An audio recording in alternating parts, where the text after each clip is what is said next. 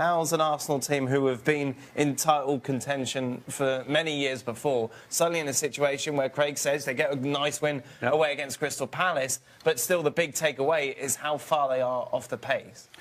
Well, it's really down to not bringing enough good players in. I mean, you saw this game today, and there was absolutely nothing dynamic at any stage about Arsenal, and it's kind of been the same all season. There's nothing dynamic about them. You know, we used to be able to say that they moved the ball well and they created. They're just kind of, they're getting it done. They got it done today, but, you know, certainly compared to City, but compared to some other teams as well, they're way off the pace. Well, look, last night I thought that they would win the game, but I thought it would be a much better. I thought Palace would offer more. They've been playing reasonably well. Roy Hodgson's got them off the bottom of the table more or less, you know, in sort of a, you know, playing in some sort of a rhythm. But they didn't really show. Arsenal should have had this game dead and buried in the first half. Absolutely no two ways about that. And the same thing happened again with Arsenal. The mental frailties, whether it's the quality coming in from the management, player-wise, or there's just mental strength. They give a poor goal away. There's nobody tracking Townsend on the edge of the box when he buries it. So you think, oh, here we go again. And all of a sudden, the game that should have been a comfortable game for Arsenal, if they play up to their levels, it wasn't a comfortable game. And it was a little bit boring, to be honest. I mean, when Tompkins comes in at the end on the far post, you think, OK, what's going to happen? They go zonal. Nobody marks them. Nobody attacks the ball. Absolutely ridiculous defending, and it's not going to change. Last night you were thinking about who was going to win the game. Yeah. Last night I was thinking about throwing myself off a really large bridge, thinking about we're having to lead the show with this today again. And we have to, and I understand it, but this is where we are. This was a good result for Arsenal away from home. Yep. But in the context of this football club and the chasing pack of Manchester City, they're nothing more than a club and a team and a manager full of excuses at the moment that will probably, and we haven't heard the press conference from Arsene Wenger just yet, will have some mention of Pep Guardiola and Manchester City's spending. Guardiola. Him as well. He's spending as well. So what are we supposed to say? Wasn't it a good night for Crystal Palace because they're fighting relegation? They probably will be all right. Good result for Arsenal on the road in the context of an away win. But what's the big picture here for these clubs? How's about we forget about Man City? Otherwise, you're not going to last to the end of the season. You're going to have a heart attack or throw yourself off that bridge or whatever it is you're going to do. It might not make the end of the game. It might not make the end of this bloody show, for God's sake. If we're going to compare everybody to Manchester City, then we've no chance. Well, that's what we need to do. At the same time, I mean, you talk about two sides of the coin.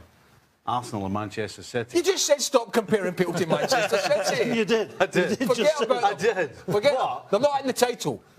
It's 19 teams. City don't exist. I did, but if Arsenal want to get in the top four, Right, then they have to do something in January, which seems pretty unlikely because the team they have right now, and certainly the starting 11 they have right now, hasn't got a hope, in my opinion, of getting in the top four and don't deserve to be. You know, if you look at the table, they're 1 point off the top four. Yeah. But as far as the way they play the game, as far as the dynamics of the team, they're way behind the others. The thing is, when Roy Hodgson must have saw that team sheet tonight, Chambers playing on the right-hand side of that three, that's tailor-made for Zaha to go and absolutely carve him apart. So Chambers goes and gets himself a yellow card. We said when we were watching it, feed Zaha, feed him, and let him go at Chambers. They never did it. They didn't do enough of it. Now, you look at the protection. You know, let's go back to about talking about the players that Arsenal brought in. Wilshere and Granit Xhaka protecting that back three was ridiculous. I've never seen so much space given. But the ball... but they won the game. Palace won at the races, I'll give you that.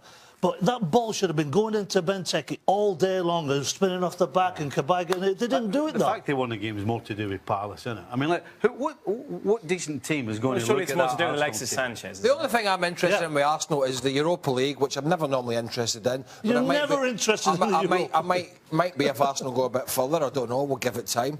Take a few tablets, see what happens. And what happens with Ozil, what happens with Sanchez. We know what's going to happen with Wenger because he'll be there next season. So these are the kind of things that are going to push the Arsenal narrative in the next couple of months. what's going to happen with some of the key players and who they're going to sign, who they're going to lose, what's going to happen with, as you mentioned, Sanchez, who still has a big key. But he's going to go, isn't he? Yeah, and why wouldn't he go?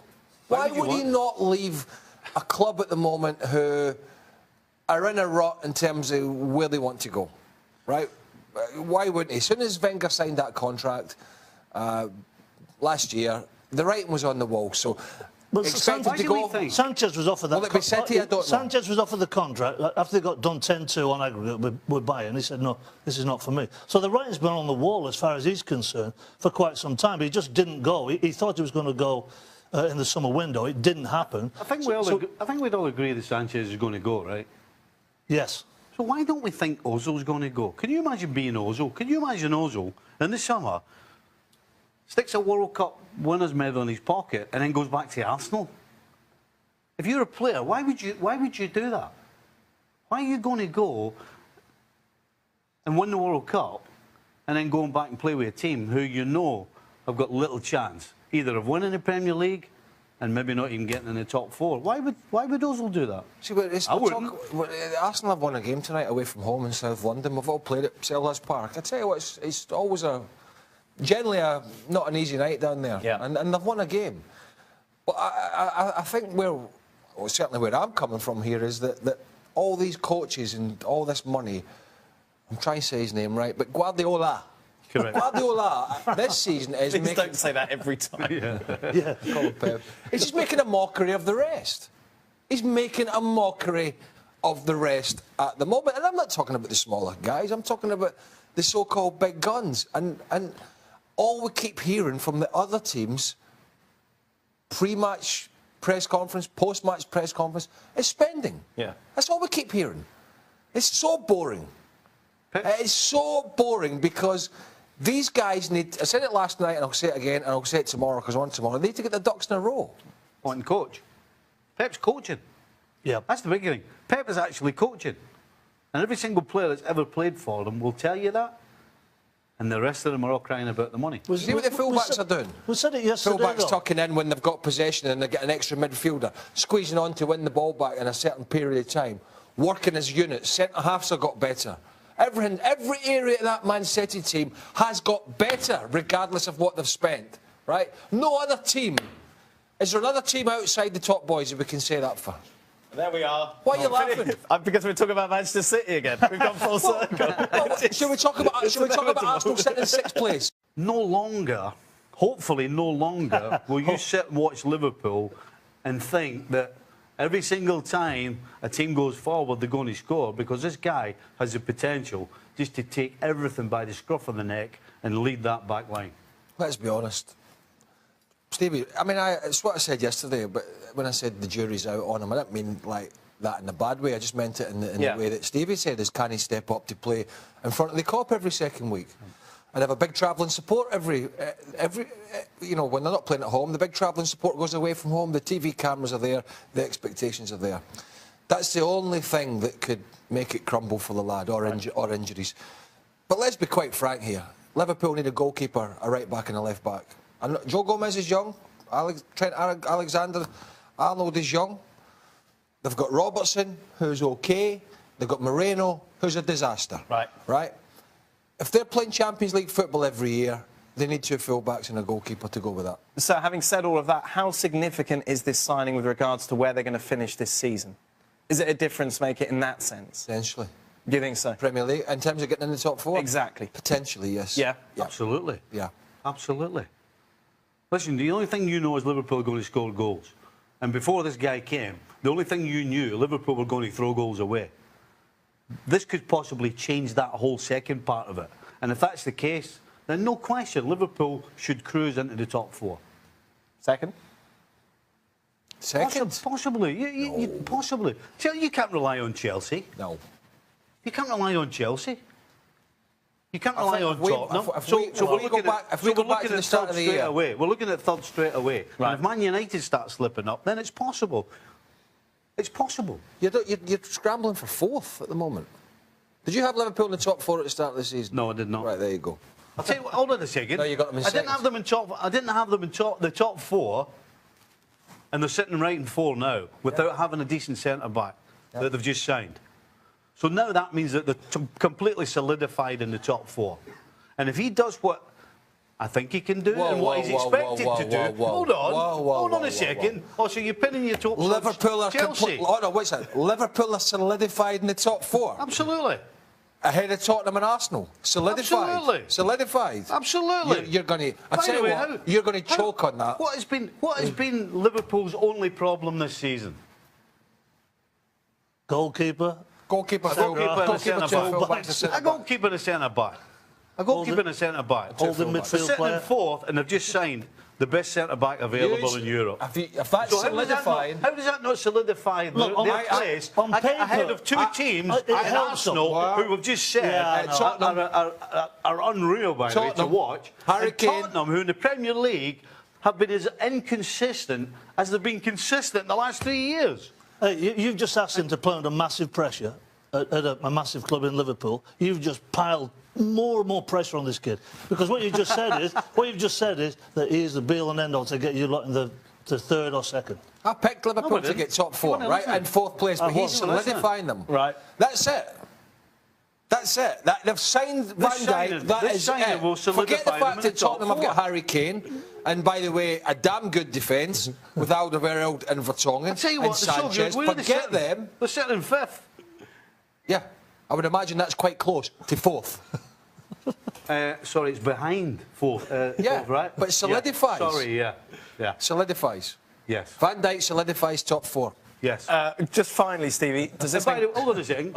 He's actually arguing, because I'm saying it's solidifying, when he actually picked him to be in the top 4 anyway. Yeah. Without Van Dijk. Yeah. So at the how start can of you the turn season. mine into a negative when not. they've actually added not. to what they've already got I'm that not. you picked would be in the top 4? No, I'm not, but it's hardly guaranteeing top 4, is it? It's not solidifying top 4. It's giving them an opportunity opinion. that's probably better than having Lovren there, but it's your not opinion. solidifying... Sorry? In your opinion. In My opinion is it solidifies All in right, the top guarantee. 4. Let's take a look, shall we, at the bottom half of the Premier League. And boy, it's extraordinarily tight down there. Just 6 points separate Bournemouth, who sit in 18th, up to Huddersfield, who sit in 11th. Going through the SPI, it says basically Swansea City, West Brom and Newcastle are the 3 teams that are going to go down. Swansea, of course, announcing the signing of a new coach today, Carlos Carvalhal, coming in. Stevie, who's your picks? Your head's going. Who's in big trouble? Absolutely, 100% going to agree with the SPI. Wow. I think Swansea are absolutely doomed already. Is that a first? West Brom. Do you think they're already thinking about trying to get back up with this signing? Oh, you mean the manager? Yeah. Carvajal coming in? Listen, if there's one thing that this is not going to do, it's going to inspire the players. Right. Because the players are going to go, who is this guy, and why are we bringing a guy in who just got the sack from a team in the lower division, what, 5 or 6 days ago? So, and plus the fact they're just not very good, Swansea, anyway, regardless. So Swansea Pep Guardiola. Oh, right. Well, we got Manchester City back. God. Stevie, why did you do that? We're on it again. So, Pep Guardiola couldn't save this mob, so forget that. Okay. And then I'm going to go West Brom and Newcastle as well. West Brom already made a change this season. Alan Pardew, of course, coming in.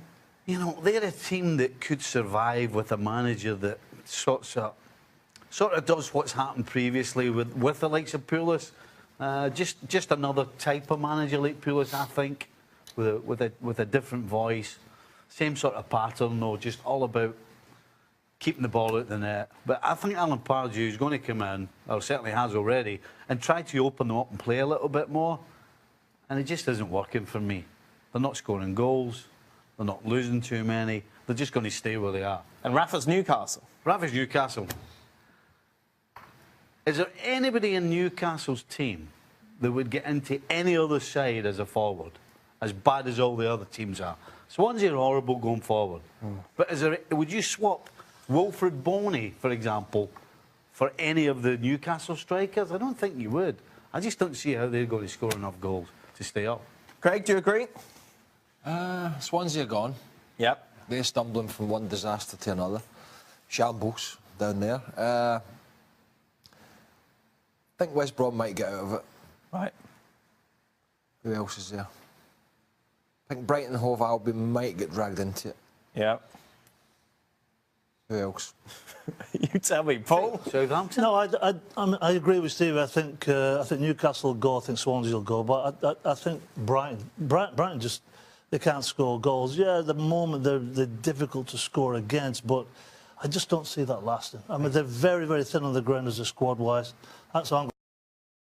Welcome into Extra Time, where we're just about getting over Mara's story about breaking his 10-year-old son's arm because he criticised his footballing ability. What's on him, Paul? Well, Mr. Nicol nailed it. It wasn't very adult of me. No, but there we go. That's all right. I'm intrigued. Before we get to the questions, like, Steve, you look at Van Dijk, yeah, 75 million. Right.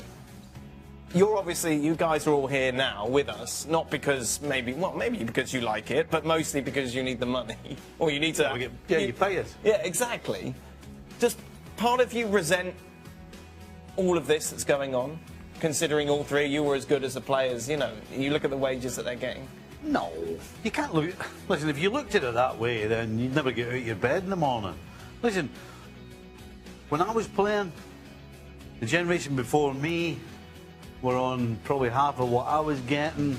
I mean, it's just the way it goes. And as I said, you can't look at it that way. If you looked at it that somebody's on £300,000 a week, yeah, compared to 3 bags of chips and a can of Coke, then, it's all right. Then you'd never last. I think you wouldn't come in here every day, would you? Well, I would miss out on this enjoyment. Exactly. What I would.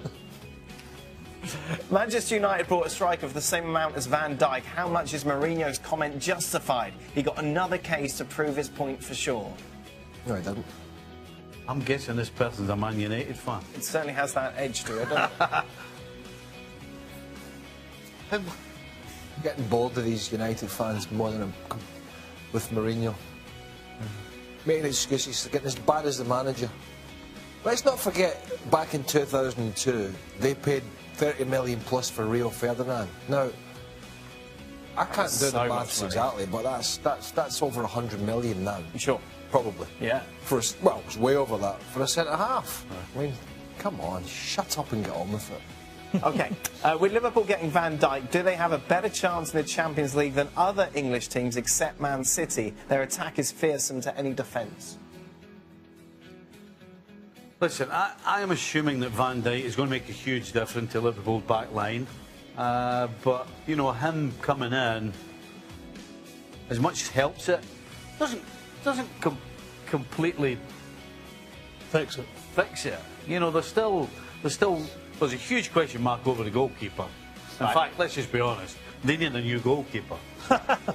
They probably need a better left back. Robertson is solid, you can rely on him, does make a lot of mistakes, but you know, you don't win the Premier League or you don't win any real titles with players who just kind of get it done. I think Alexander-Arnold at right back is not ready yet, but he's a player who I think could be ready shortly. So Van Dijk makes Liverpool better, but it doesn't solve all the problems defensively. Final one. MVP for Man City this year. You want me to say Kevin De Bruyne? You can say whoever you like, Paul Mariner. Look, Kevin De Bruyne is absolutely been fantastic. I mean, just think about that ball that dinked over last night for the goal for Sterling against Newcastle. Incredible weight of pass and vision and stuff. You can throw David Silva in there if you want to get an out. I am throwing David Silva. You want to get an out of your De Bruyne bashing from... How did you know I was going to say that? How did you know I was going to say that? I can read your mind. Well, you're right. Because I know when your eyes... Because I'm telling you... What happens is your eyes start going from side to side. That's how I know you're thinking. We do. When we do the team of the week, more or less he's always in for me, David Silva. Yeah. By the way, who would have guessed Sterling would have, what, 15 goals, is it? 16 in all comps. Yeah. 16 in all? Are you kidding? Yeah. Well, no, that might have changed from yesterday. Was yesterday Monday? What day is it? No, yesterday was Wednesday. When did City play? Yesterday. 17 in all comps, because I was doing it at the weekend and it was 16 at the weekend. Who saw that coming? 17 Stevie in all comps. No, yeah, right. nobody. I'm not saying he is, by the way. I'm just throwing his name in. You do what you want, Stevie. You like him? So he was right to leave Liverpool, wasn't he? Ooh. I'll tell you what. Ooh. For his own career right now. It wasn't a good way he went about it. No, that was the problem I had with him. It was the right thing to do at the time, but the wrong way to the go right about thing it. to do for his career, because Manchester City were, because of the money they were were spending, and were always. You getting a haircut tonight? I am as well. You getting your eyebrows cut? I need it done. No, Focus I can't see you properly. I'm going to do that because my eyebrows are in the we way. can't focus in his eyebrows, can we? Oh my God. Look. Oh, Stevie, that's not your best face. They need it. Yeah, this is it. Doesn't get any better than this. They need a trim. There you go. There's everything in there. There's fridge freezers in there, microwave ovens, If you find any money in there, it's pies, mine. chips, pizzas with pineapple on them. No, see, you're backing up the wrong tree. Food, you won't find any food in there. That's it. Don't forget to click subscribe.